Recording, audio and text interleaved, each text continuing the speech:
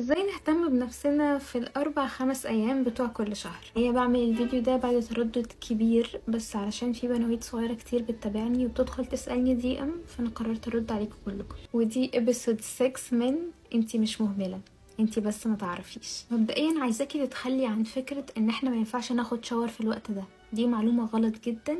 بناخد شاور كل يوم. يفضل ان احنا نكون عاملين ازالة شعر قبل علشان نتجنب اي بكتيريا في الوقت ده. استخدمي اي باد مريحة ليكي، اي نوع، بس اهم حاجة ما يكونش فيها عطور. وكمان مش ضروري خالص ان احنا نستخدم اي فيمينين ووش في الفترة دي، نكتفي بالمية الدافية.